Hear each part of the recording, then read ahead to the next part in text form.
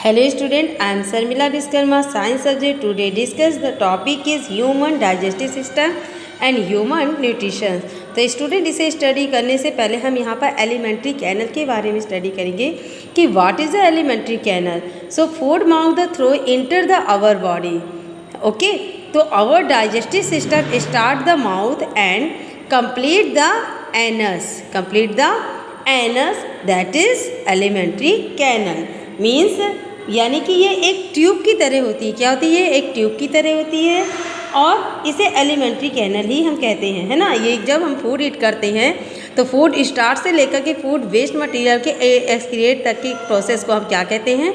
Alimentary canal.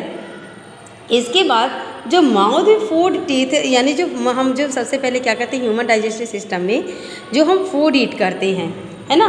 तो food ईट करने पर जब टीथ एंड सलाइवा के थ्रू जो फूड हमारी टीथ एंड सलाइवा के थ्रू यानी कि पेस्ट बनता है तो वो सलाइवा एक वाटर जैसी थिंग्स जो फूड को सॉफ्ट एंड वेट बना देता है ना. तो जो सलाइवा होता है तो saliva contain and enzyme salivary amylase to digest the carbohydrate partially.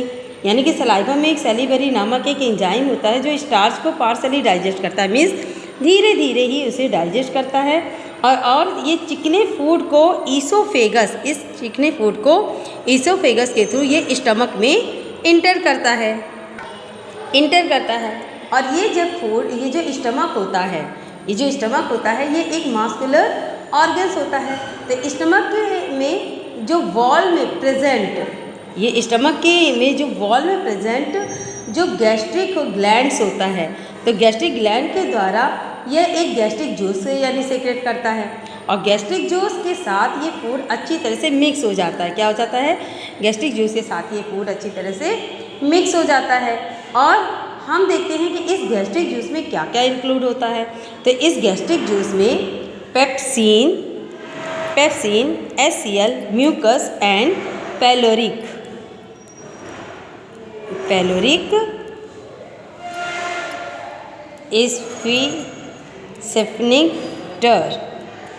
सेफनेक्टर्स यानी कि ये चार चीज़ें इसमें प्रेजेंट होती है. तो अब इन चार चीज़ों का वर्क क्या होता है स्टमक में?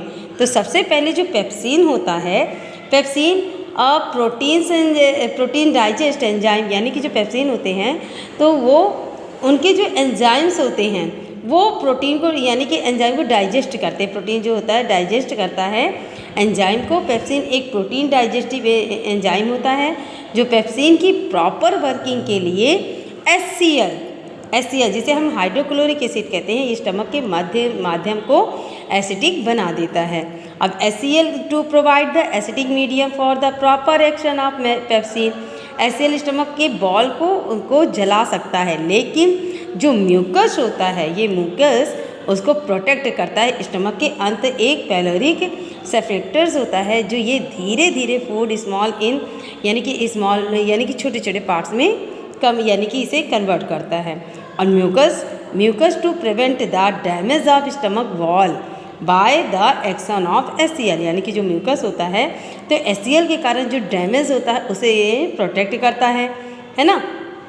और ये pyloric sphincter is slowly release the food into the small intestine.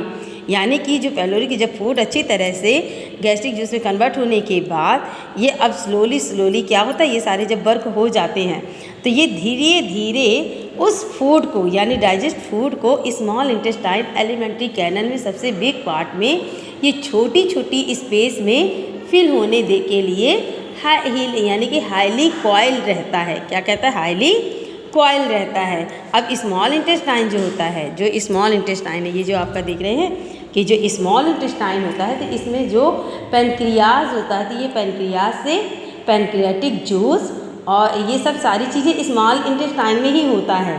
क्या होता है? स्मॉल इंटेस्टाइन में जो पैनक्रियाज होता है ये जो पैनक्रियाज से पैनक्रियाटिक जूस सीक्रेट करता है. फिर pancreas secrete the pancreatic juice. Liver से बाइल जूस.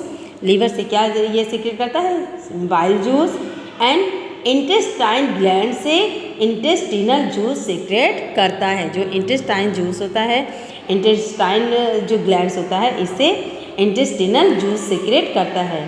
तो मैं एक बार फिर से रिपीट करती हूँ कि पेनक्रियास से पेनक्रियाटिक जूस, और आपके लीवर से बाइल जूस, एंड इंटेस्टिनल से इंटेस्टिनल से आपका इंटेस्टिनल जूस सीक्रेट करता है। तो pancreatic juice and intestine juice ये ट्राइपेप्सिन, लाइपेज, पेनक्रियाटिक एमाइलेज और पेप्टिडेस एंड न्यूक्लियसेस जैसे एंजाइम होते हैं।